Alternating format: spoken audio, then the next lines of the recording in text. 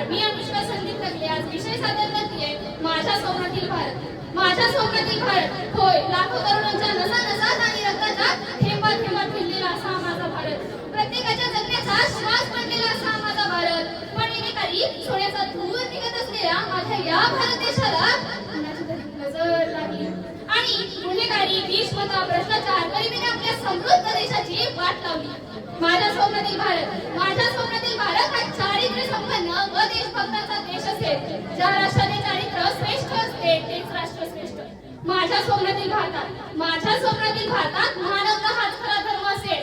हिंदू, मुस्लिम, शीख, ईसाई यांच्यामध्ये रक्ताचे नाते नसले तरी हृदयाचे काळजाचे नाते असेल. लाखो लोक धर्म, जात, पंथ बाजूला सारून एकत्र सुखाने नांदतील.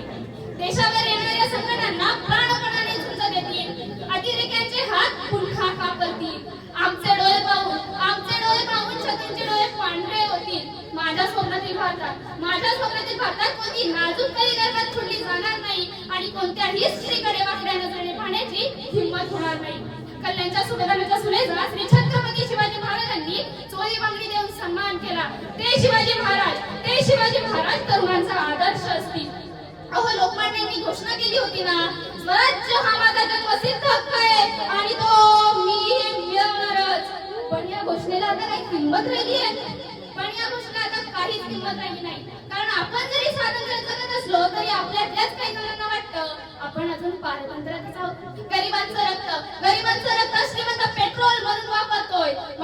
म्हणूनच आजच्या प्रत्येक युवकानं, प्रत्येक नागरिकानं ही घोषणा केली पाहिजे की अन्यायरहित सुखद जीवन जगण्याचा प्रत्येक नागरिकाचा जन्मसिद्ध हक्क आहे आणि तो मी मिळवणारच. या एका घोषणेनं आभाळ तुटेल, गगनाला भिडेल, गुंडांना नडेल आणि ती गाडेल. सुसंस्कृती वर येईल, सत्याला न्याय मिळेल, गरिबाला पाय मिळेल, भ्रष्टाचाराचा रोखोक चढेल, तिरंग्याला मान मिळेल आणि माझा भारत देश पुन्हा एकदा प्रगतीच्या शिखरावर चढेल आणि माझा भारत देश पुन्हा एकदा प्रगतीच्या शिखरावर चढेल. मला असा भारत देश पाहायचा आहे.